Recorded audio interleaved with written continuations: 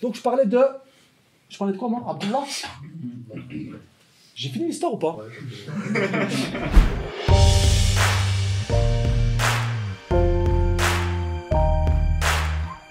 Futuwa. Dans un premier temps, je salue avec le meilleur salut qui peut exister au monde. Assalamu alaikum wa rahmatullahi wa barakatuh, mes frères. Alhamdulillah. Mashallah, vous êtes. C'est un honneur de vous recevoir aujourd'hui. C'est un honneur parce qu'aujourd'hui, c'est une journée qui est bien spéciale, une nuit qui est très bien spéciale. Donc, je vais vite commencer le sujet pour pas trop. Parce que j'ai un temps qui est limité. Donc, Inch'Allah, c'est un sujet qui est très intéressant. Donc, Inch'Allah, accrochez-vous.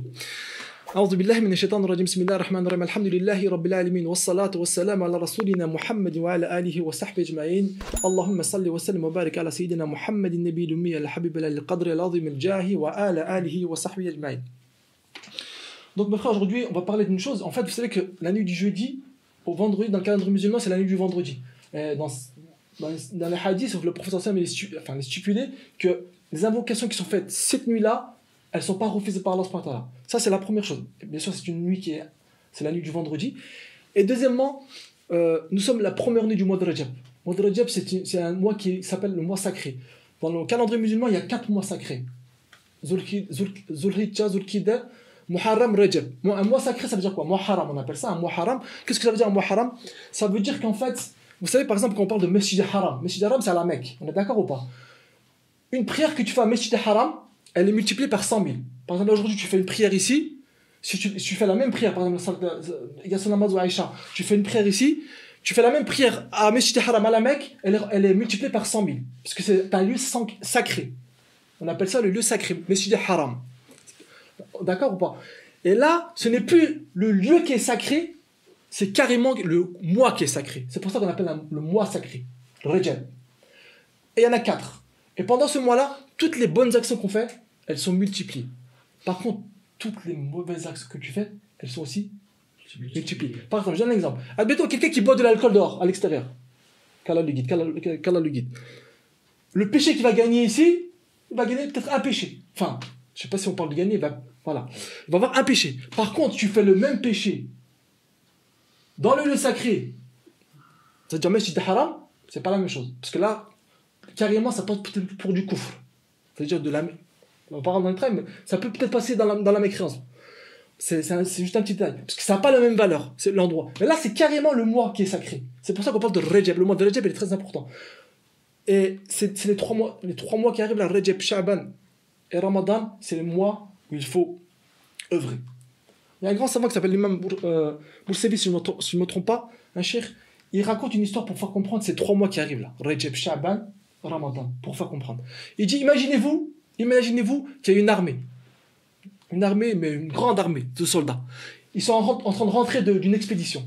Et au moment qu'ils sont en train de rentrer de l'expédition, le général, il dit à ces soldats, mais qui sont un peu fatigués, il dit, on va passer dans un tunnel, vous n'allez rien voir. Ça va être obscur. Par contre, à chaque fois que vous trébuchez, et si vous voyez une pierre, enfin si vous sentez une pierre, ramassez toutes les pierres que vous pouvez. Quand le général fait cette annonce-là, les soldats, enfin l'armée, ils se divisent en 3. Il y a une partie qui dit, ouais, le général l'a pété un plomb, quoi. Il ne voit pas qu'on est fatigué, qu'est-ce qu'on va prendre en plus, on va se charger avec des pierres. Il y a une partie qui dit, ah, c'est le général quand même qui a dit, on va quand même faire le nécessaire, on va prendre 1 ou 2 pierres. Et il y a l'autre partie, la 3e partie qui dit, écoute, c'est le général, s'il a dit, il doit savoir, il doit avoir une sagesse, on va tout prendre, tout ce qui me trébuche. Et quand il sort du tunnel, il se rend compte qu'en fait, toutes les pierres qu'ils avaient ramassées, c'était des diamants ou de l'or ou des choses sacrées, enfin des pierres précieuses. Et là, le premier groupe qui a rien pris, et là, cette fois-ci, se tape contre les pierres, leur tête. Le deuxième groupe, il dit, on aurait dû prendre plus. Et le troisième groupe, il dit, mais qu'est-ce qu'on a fait? On aurait dû en mettre vraiment encore plus. Et là, l'imam Boursevi dit, ces 3 mois, c'est pareil. Allah subhanahu wa ta'ala, il dit, regardez, vous passez dans un tunnel, ces 3 mois, ramassez le maximum que vous pouvez. Mais les savants, ils disent que le mois de Rajab, c'est le mois où tu mets ta graine. Le mois de Sha'ban, tu mets ta rose. Et le mois de Ramadan, tu récoltes le fruit. Parce que des fois, par exemple, on arrive au mois de Ramadan, d'un coup, on dit, waouh, demain Ramadan. Tu sais, on n'arrive même pas à sentir le truc spirituel. C'est pour ça qu'il faut se préparer à l'avance. Rajab, Sha'ban et Ramadan. Ça, c'est juste une petite parenthèse. C'est pour ça que cette nuit-là, elle est très importante. Et sachez un truc, si vous êtes là, c'est pas pour rien. T'aurais pu être à droite, à gauche, t'aurais pu être en soirée étudiante, mais Allah a choisi que dans cette nuit, tu es là. sache que tu es quelqu'un de très précieux. Voilà. Je vais aller un peu plus loin. T'es dans un endroit, on appelle ça, le professeur Sam, il dit, il dit au compagnon, il dit, quand vous voyez, quand vous passez d'à côté d'un jardin vertueux, asseyez-vous. Et alors, qu'est-ce que c'est le jardin vertueux? Il dit, à chaque fois qu'on fait le rappel, des gens qui se ressemblent et qui parlent d'Allah subhanahu wa ta'ala, ce sont les jardins vertueux. Alors, toi, tu sors de chez toi, là. Quand tu sors de chez toi, tu prends tes ablutions et tu dis à ta maman, je vais au paradis, tu n'auras pas menti. Parce que tu viens dans une assemblée de sciences, enfin, une assemblée où on parle d'Allah subhanahu wa ta'ala, ce sont les jardins vertueux du paradis. Et les savants, ils vont un peu plus loin dans la compréhension. Ils disent que quelqu'un qui côtoie les jardins du paradis sur terre, il ne peut que côtoyer le paradis. Allah, il ne met pas n'importe qui dans ses jardins. Sache que tu es tu n'es pas n'importe qui. C'est ça la première chose. Deuxièmement, c'est la nuit du vendredi. On a dit qu'on était la nuit du vendredi. Deuxièmement, on est la première nuit du mois de Rajab. Dans le hadith, il est stipulé que c'est une nuit qui est bénite. Et en plus de ceci, on est dans le mois de Rajab. Et en plus, on est dans le premier vendredi du mois de Rajab. Que les savants disent que il y a certains hadiths qui stipulent que Allah subhanahu wa ta'ala, cette nuit-là, il pardonne toute personne qui demande le pardon. En gros, Nour, Allah, Nour. Et tu es dans cette assemblée. Allah, Allah, Allah. Tu n'es pas n'importe qui, oublie pas. Ça, c'est la première chose que je voulais juste intervenir. Cette nuit-là est très importante. Alhamdulillah. Je vais rentrer dans le vif du sujet maintenant. Ça fait déjà 7 minutes, subhanallah. Ce que je voulais dire... Ah oui, je vais commencer par une anecdote. La dernière fois, j'étais avec ma femme. On était en train de rouler en voiture. Cette histoire, elle s'est passée il y a quelques années de ça. Et j'étais en train de rouler avec ma femme. Et d'un coup... Il y a un piéton qui m'a bloqué la route. En fait, il marchait devant moi, il était bourré, il était en train de divaguer. Puis là, directement, le réflexe, j'ai dit, c'est quoi ces gens? Directement, c'est vraiment le réflexe, c'est quoi ces gens? Là, ma femme me dit, oh, qu'est-ce qui t'arrive? Depuis quand tu commences à juger des gens? Tu ne sais pas ce qu'il est. Tu ne sais pas où il a vécu. Tu ne sais pas dans quelle famille il est. Et là, sur le coup, j'ai pas aimé. Tu sais, quand ta femme, elle vient j'ai pas aimé. Après, je dis, en fait, voilà, elle a vraiment raison. Elle a vraiment raison. Et là, tout à l'heure, j'écoutais un savant, il a raconté une histoire, elle m'a percuté. Au temps du prophète Mohammed Mustafa sallallahu alayhi wa sallam, il y avait un compagnon qui s'appelle Abdullah radiallahu anhu. Et ce compagnon-là, enfin, j'aime pas dire ça, mais c'était son surnom. Son surnom, on l'appelait le Khmar, ou l'âne. Vous savez pourquoi on lui donnait ce compagnon? Parce qu'en fait, il faisait rire tout le monde. C'était un comique. En fait, il faisait rire tout le monde. Et même le prophète sallam, c'était pas quelqu'un qui rigolait. Enfin, quand il souriait, mais il rigolait pas. En fait, quand tu voyais, quand il rigolait, en fait, on voyait pas tous ses dents. Mais quand Abdullah, il faisait des blagues. Attention, dans l'islam, t'as le droit de blaguer. Hein. T'as le droit de blaguer. Hein. Tant que tu m'étonnes pas, il n'y a pas de problème. Tu peux blaguer, il n'y a pas de souci. Parce qu'on croit toujours que l'islam, c'est prière, salade. Je vois des gens qui sortent de la mosquée, ils sont comme ça. Non, frère. Cool. Normalement, tu rentres dans la maison d'Allah, tu ressors, le stress. Oui, ça, c'est une petite parenthèse. Et ce compagnon, tu vois, il faisait rire tout le monde. Et quand lui, il faisait rire, il faisait des blagues, le professeur, il sourit. On voyait carrément ses dents. Et après, quand le verset est arrivé, l'alcool, plus d'alcool, ce compagnon, il n'arrivait pas en fait. C'était sa drogue, il n'arrivait pas. Et une fois, il arrive dans l'assemblée du prophète sallallahu alayhi wa sallam, bourré. Ça, le prophète sallallahu alayhi wa sallam, il a donné une punition pour qu'il arrête. Mais la deuxième fois, il est encore venu bourré. Il a encore donné une punition pour qu'il arrête, pour le dissuader d'arrêter de boire. Cette fois-ci, il est encore venu, encore bourré. Et cette fois-ci, il a donné encore une punition. Et à ce moment-là, il y a une autre personne, enfin un autre compagnon, il a utilisé le mot chien. Ouais, c'est un chien, ou quoi, entre guillemets, dans le sens où il fait que de boire et en plus il se fait toujours punir, tu vois. Et là, le professeur m'a dit, qui a dit ça? Il a dit, c'est moi, ya Rasulallah. Il faut juste comprendre un truc, que en fait, les versets, comment ils viennent petit à petit. Ils sont en train d'apprendre sur le tas. Ils ne savent pas encore comment peut-être réagir. Et là, le professeur dans l'éducation, il dit, ne dites pas ça à votre frère. N'enflammez pas le shaitan, l'iblis en lui-même. Plutôt, invoquez pour lui pour qu'il s'en sorte. Et là, il dit une phrase qui est marquante. Le prophète sallam, il dit, moi je sais d'Abdullah qu'il aime Allah et son prophète, et Allah et son prophète l'aiment. Allah, Allah. Ça suffit. C'est ce qu'on a besoin. C'est qu'Allah et son prophète nous aiment. Après le reste, et je vais aller un peu plus loin. Le prophète sallam, un jour, il était dans le cimetière, il commence à pleurer. Et les compagnons ont dit, ya Rasulallah, pourquoi tu pleures? Et il dit, mes frères me manquent, j'ai envie de les voir.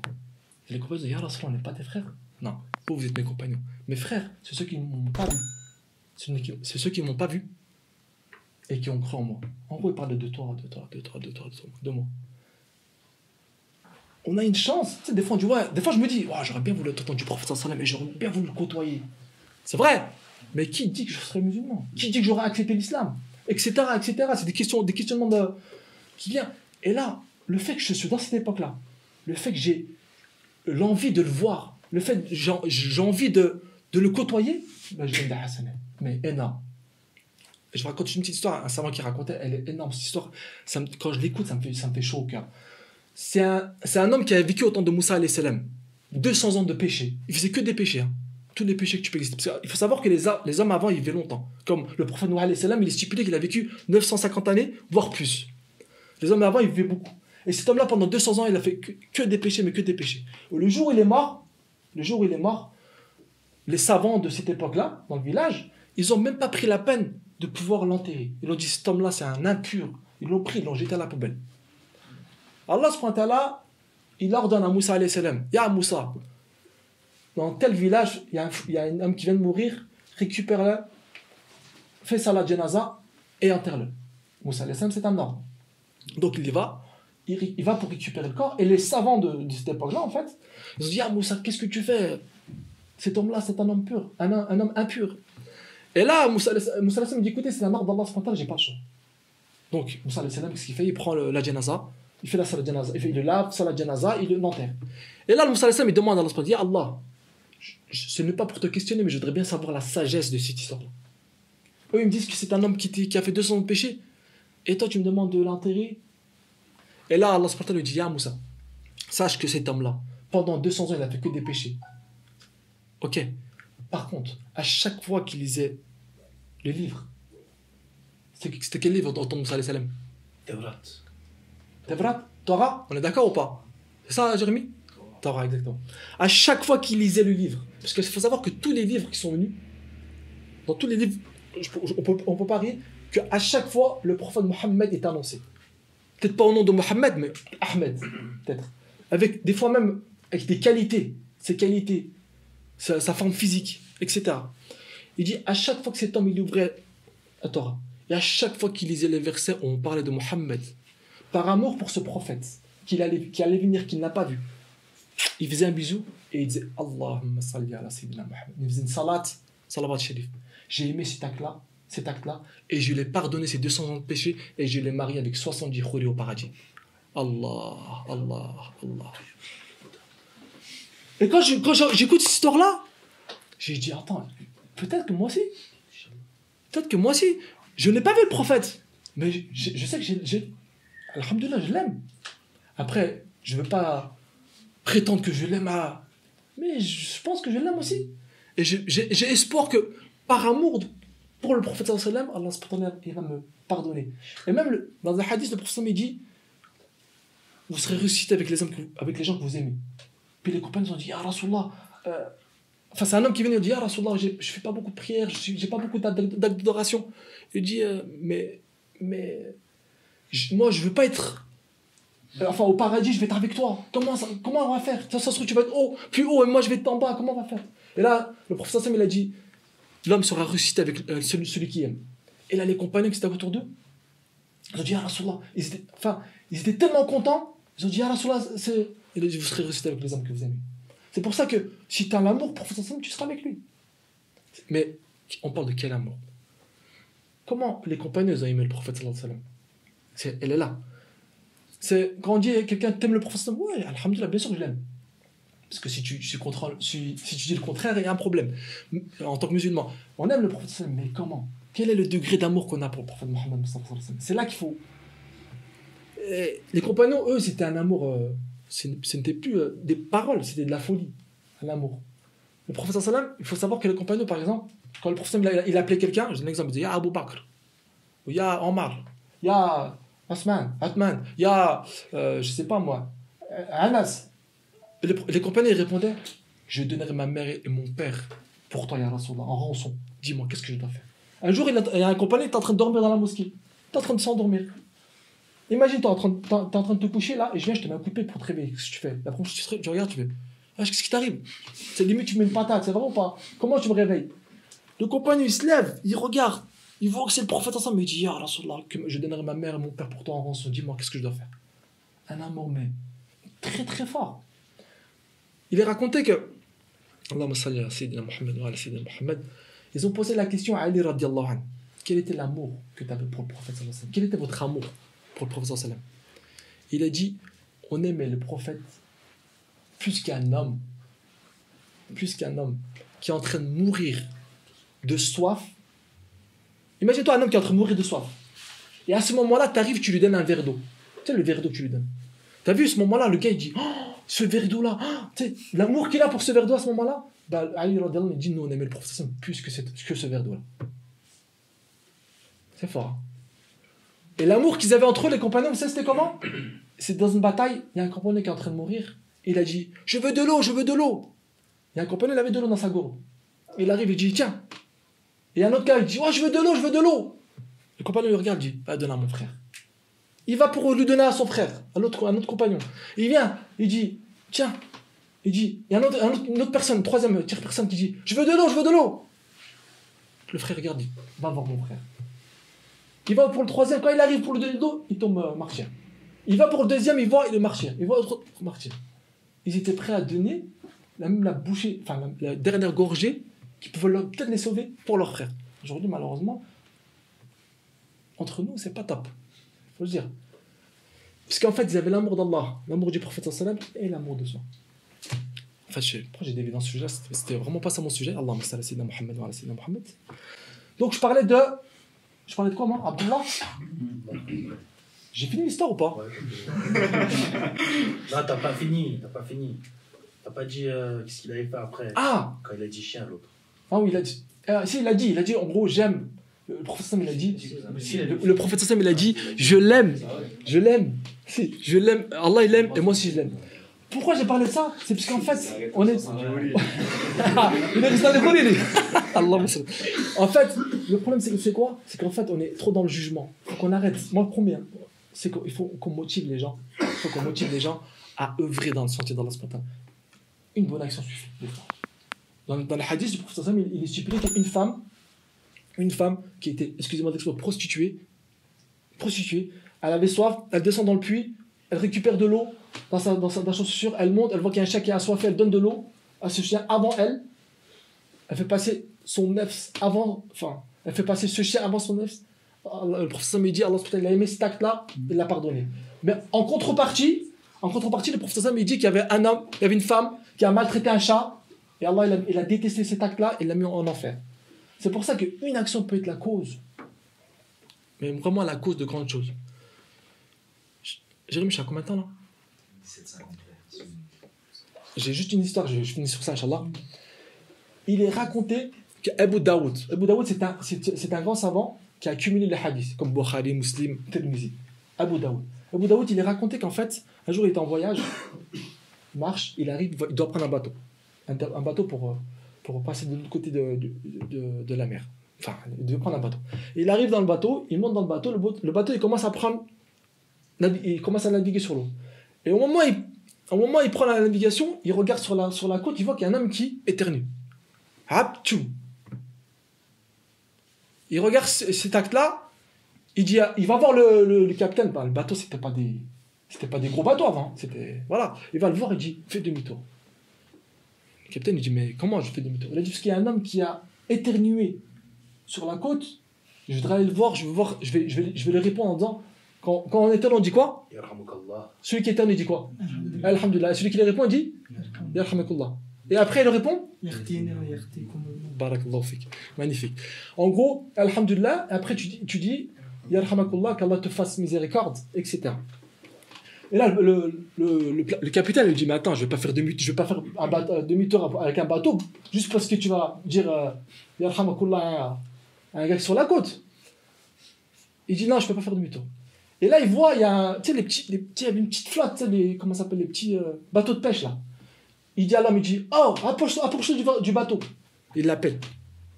Le gars, il arrive avec son bateau, à côté du bateau, tu vois, en gros du bateau. Il dit, oh, combien tu me prends si on fait un petit aller-retour sur la côte? Je dis juste, il y a à la personne, on revient et tu me remets dans le bateau. Il dit, ben, je te fais ça pour 1 dirham. 1 dirham. Il dit, vas-y. Il monte sur le bateau. dans un petit bateau là, de pêche. Il arrive sur la côte. Il dit, ah, toi là, c'est toi qui as éternué tout à l'heure? Il a dit, ouais, c'est moi qui ai éternué. T'as dit, alhamdoulilah. Il dit, alhamdoulilah. Il a dit, bah, ya arhamakullah. Et après, il a dit quoi, le gars, il a dit, t'as fait tout ça pour dire juste arhamakullah? Il lui répond. Il dit qu'Allah te fasse miséricorde. Tu sais, il fait des doigts un peu tout. Il prend une montre bateau, il arrive sur le gros bateau, le pilote, il dit, t'es vraiment un dingo, toi. C'est un gros, qu'est-ce qui t'arrive? Juste pour yarhamakullah, t'as donné un dirham, t'as fait un retour. Il a dit, on sait pas si une invocation peut me sauver. Le soir même, ils arrivent, le soir même, tout le bateau dort et tout le monde entend la même voix. Oh les habitants, oh les voyageurs de ce bateau-là, sachez qu'Abu Daoud, il a acheté le paradis pour un dirham. La ilaha Muhammadan Allahumma salli ala sayyidina Muhammad. On ne sait pas où est cachée la miséricorde d'Allah subhanahu wa ta'ala. Donc ne néglige pas, ne serait-ce qu'une bonne action, même un petit sourire.